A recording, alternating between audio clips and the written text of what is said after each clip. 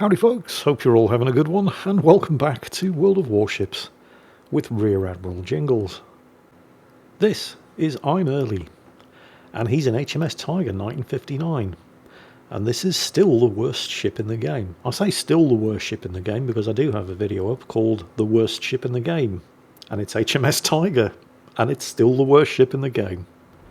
Why is that then? Oh, so many reasons, but don't worry, we're going to go into them. This ship did actually exist. It was a class of 3 helicopter cruisers, HMS Tiger, HMS Lion and HMS Blake. They were the last cruisers in service in the Royal Navy. They weren't originally supposed to be helicopter cruisers though. These ships were originally supposed to be the Minotaurs, you know, the British Tier 10 light cruiser, the really good British Tier 10 light cruiser. Well, unfortunately World War II ended. I mean, that wasn't unfortunate, that was actually quite good, but Britain was broke. Couldn't really afford or justify the Minotaurs as designed, and so the decision was made to convert the 3 existing unfinished hulls into helicopter cruisers. Helicopter cruisers in a game that doesn't have helicopters. So what kind of sacrifices had to be made in order to equip these things with 4 Westland Wessex and then later 4 Westland Sea King helicopters? Well, you know how the Minotaur is basically bristling with guns?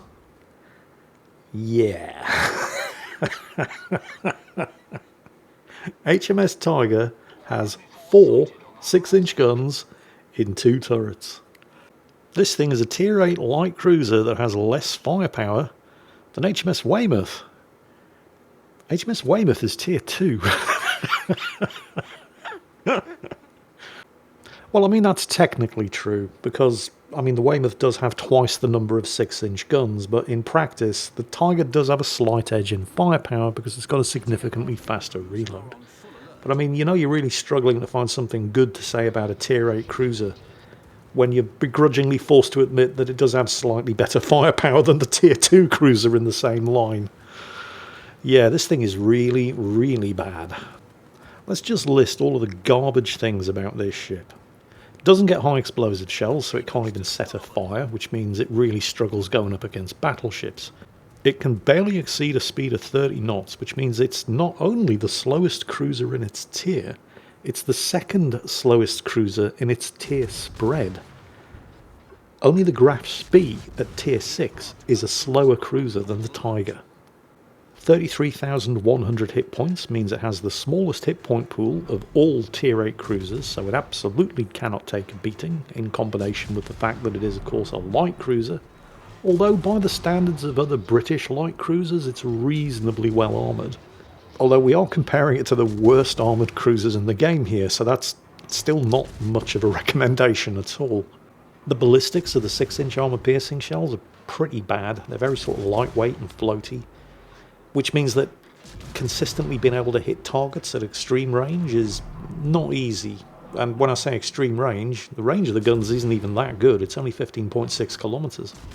Even by the standards of World of Warships, where almost everybody's anti-aircraft defences are pretty garbage, the Tiger's AA defences are especially mediocre, even with the defensive AA consumable and a reinforced anti-aircraft sector, both of which he was using. A carrier 2 tiers lower than him is still always going to get the airstrike through. It's actually even worse than it first appears, because I may have misled you a little earlier when I was saying that this thing was a helicopter cruiser, and it was, but that was in the 1960s refit. The 1959 version here, as is in the game, is actually the air defence cruiser version. Do you know what its air defences are? Well, it's got the 4 6-inch guns, backed up by the grand total of, wait for it, 6 76mm guns. That's it. Which is what makes what's about to happen all the more, well, I want to say remarkable, but I think the better word to describe it would be pitiful. Remember, this is the air defence cruiser version of HMS Tiger. He's just been attacked by the Independence and the Issei, and now he's being attacked by the Nebraska and the Independence again. There are 3 carriers in this battle, by the way.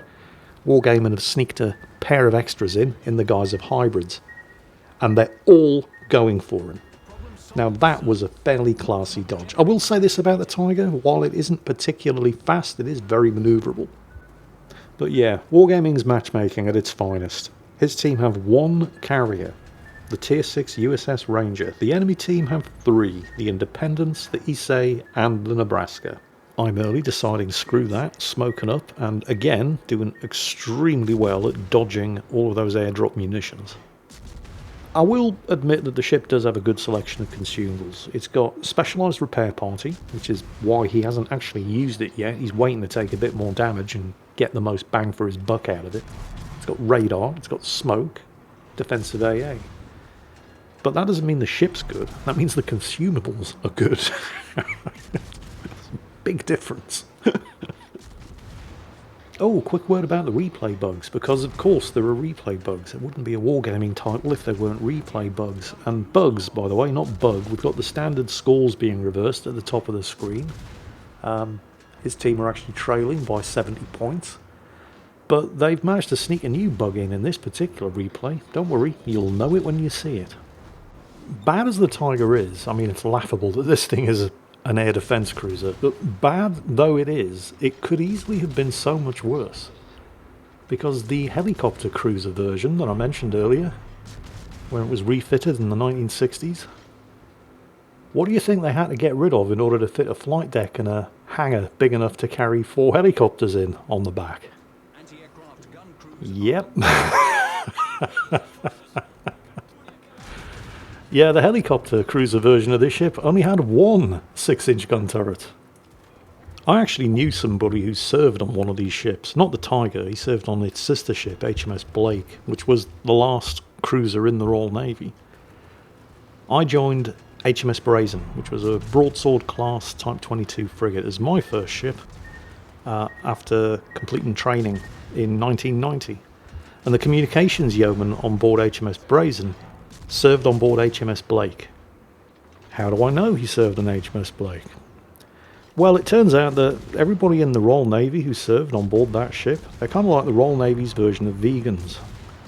You'll know about it because they'll tell you. Oh, hang on a minute. His direction finding skill just flipped to the other side. I don't think he's noticed the mines. He's noticed it now. Yep, there it is. That thing needs to die. He's showing broadside. And I think the mines has just seen him. He's smoking up. But the mines has got some shots out. And amongst everything else that's really bad about this ship, oof, there goes a third of his health. Yeah, it's got a very exposed citadel. But he has at least taken the mines out. And just in time managed to dodge yet another incoming airstrike. But yes, the communications yeoman on HMS Brazen, every single story that man told started with, "When I was a boy sailor on HMS Blake." We were like, oh god, here we go again. To be fair, he did have some good stories. Meanwhile, Early here appears to have sailed to... Oof, and he took... I mean, the Ipiranga over there does only have 14-inch guns, but, well, doesn't really matter. Even Bowie, and he still took a paddling. And he is within secondary range of the Ipiranga, and yes, there's another airstrike coming in. And don't forget, the Ipiranga has 9.2-inch secondaries. It has bigger secondary batteries than heavy cruisers in this game have main gun batteries. So he really does need to kill that thing quick. Unfortunately, he's in a Tiger, and it only has 4 guns. There's no killing anything quick in this thing. A little bit of help, maybe? No, he's not getting any help from anybody up here. He's all on his own. Wow, and it's healing up, of course. Oh, this is not good. He's looking at the Nebraska and thinking, I really hope that guy's flying a squadron right now and not pointing its guns in this direction. But there is some armour piercing coming in from the other Ipiranga over to the west. Oh, he's got him. Nice. Okay, now he needs to deal with this fella. It looks like the Nebraska has other things to worry about right now. Which is... Oh, and there's another airstrike. Because of course there is. Shots out at the Nebraska. Man. There's just so many targets to shoot. Oh god, the Nebraska has actually noticed him. There's some armour piercing coming in. He is at least able to angle against both the Nebraska and the other Ipiranga. But, I mean, you know, when you're in a light cruiser as badly armoured as this thing is, there's only so much that angling is actually going to do. He's desperately trying to finish off the Nebraska before it can get into cover behind the island. while at the same time turning to face the incoming airstrike from the Independence and then work the throttle to try to dodge the incoming fire from the Ipiranga, and he's managed to get the Nebraska. The Nebraska does have some dive bombers in the air, though. That wouldn't have been possible if not for the bad ballistics of these 6-inch shells. He's going to have to smoke up here, though. There's just way too much coming his way. If these guns had better ballistics, he wouldn't have been able to lob those shots over the island and finish the Nebraska off. So, I mean, it's not a good thing. Because the ballistics are kind of crap. But we'll take it. Oof, he took another hit. He has to smoke up here, obviously. He's within secondary range of another Ipiranga. He's got basically no health left. He's got no charges of defensive AA left, although he... Oh, nice. A little bit of assist there from the rest of the team. He's actually gotten the Air Defense Expert Award, which in this thing is nothing short of amazing. I mean, it really does have mediocre AA. Right. RPF is pointing towards the Independence on the other side of that island. This is not an ideal situation. He basically has to go and hunt down the Independence. I mean, I'm pretty sure he doesn't want to. He's using the radar to try to confirm its location, but radio position finding is pointing to the other side of the island, and I know that's the Independence. You can see where the aircraft have been coming from. Yep, there it is. Now, why does he not want to go after the Independence? Are you mad? It's an aircraft carrier. It might be 2 tiers lower than him, but it's more or less on full health, and he very much isn't. So he has to contrive to find a way of doing 35,000 damage to that thing before it kills him. 35,000 damage with these guns. And he can't even shoot at it yet, because it's on the other side of an island. But why go chasing after it, Jingles? Well, what choice does he have? He couldn't hide in his smoke forever, and he's too close to... Oh, there's the other replay bug. I did say there was more than one, didn't I? Yeah, suddenly World of Warships replays appear to be just freezing up at random for no apparent good reason. It's not the only time it's going to happen in this battle either. But yeah, he has to fight the Independence, because he can't hide in his smoke forever, and he also can't disengage. He's too close. It's just going to stay on him and finish him off. And the only way to prevent that from happening... Oh, he's trying to thread the needle between these 2 torpedoes. No, he took one anyway. Oh well, never mind. Yeah, the only way to prevent the Independence from finishing him off is to close in and attempt to take the fight to it. He has used another charge of his specialised repair party. He definitely didn't get his money's worth out of it. But again, didn't have an awful lot of choice. If he hadn't used it, the Independence would have already killed him. He's managed to hit him with 1 torpedo, a bunch of bombs. Here comes another torpedo attack. I mean, he's kind of screwed if he does and screwed if he doesn't, because if he tries to run away, the Independence is just going to keep cycling aircraft on him, and he'll die. Here comes another dodge. He's going to be very careful not to overturn this time. Actually, I think they were dropped too close. Looks like he did take one on the belt, but before it had armed. Actually, I think the Independence captain is panicking here, because he keeps dropping torpedoes from directly ahead, making it as easy as possible for him to... And there we go, the replay bug again. Don't worry. Don't worry, it's not going to happen again. That was it. But yeah, the Independence is not exactly making it difficult for him to dodge these torpedoes, or just run into them before they arm. Rather than dropping them from the flank, giving them the best possible chance of actually hitting and sinking them, he keeps dropping them from directly ahead. He still has to do 35,000 damage to him while under constant air attack. Okay, that was a slightly better drop, but, well, you know, I mean, the Tiger is a bad ship, but it is at least manoeuvrable. I do have to somewhat begrudgingly give it at least that much credit. I mean, nobody wants to be in this kind of situation. Low health, getting swarmed with aircraft. But if you do find yourself in this situation, you want to be in a manoeuvrable ship, and the Tiger is at least that. Of course, the flip side is, if he'd been in anything other than the Tiger, he would have killed a Tier 6 aircraft carrier by now, because, you know, 4 guns. Hey, he's got him. Finally. Still got some dive bombers left, though. He's smoking up. The good thing about having a rather pedestrian top speed is that it doesn't take you that long, or you got hit anyway, to slow down and take advantage of the smoke, but it wasn't quite enough. I don't think the Independence is going to get a second strike off, though. I think that's it. No aircraft left. The enemy team are still winning, by the way, despite the fact that they only have 3 ships left. Don't forget, the scores at the top of the screen are flipped. The enemy team are actually still 200 points ahead, although the team are starting to redress that balance. The Issei needs to die. It's on double-digit health. Somebody kill it. Quick. A couple of his teammates are flipping the central cap at Bravo. There are shots out at the Issei. I can't see it surviving this. Okay, it's gone down. That's bought them some more points. And with the central cap at Bravo being flipped, even though the enemy team is still well ahead on points, with slightly less than 5 minutes left, that's enough time for the one cap difference to secure the team a win. And I was about to comment on how they absolutely definitely need to cap, because there's no way they're going to catch a submarine and a Harikaze that don't want to be found when suddenly a wild Harikaze appears. And that's not good news for either of them. I mean, it's bad for the Harikaze for what should be fairly obvious reasons, because he's getting bombarded by absolutely everybody now, but it's also potentially really bad for I'm Early, because he's only got 3,500 hit points, and the Harikaze has some decent firepower. Oh, it's set afire. There goes the damage control. We're not having that. And there's the Kraken Unleashed. But did it get torpedoes away? I mean, not him. Obviously, Tiger doesn't get torpedoes. It's one of the other bad things about the Tiger. It's almost the only British light cruiser that doesn't actually get torpedoes. But did the Harikaze get torpedoes away? I mean, he's nosing in towards the smoke screen just in case, but if he had launched torpedoes, you would have probably seen them by now. And of course, you know, the Tiger also doesn't get hydro. So I think he actually might live.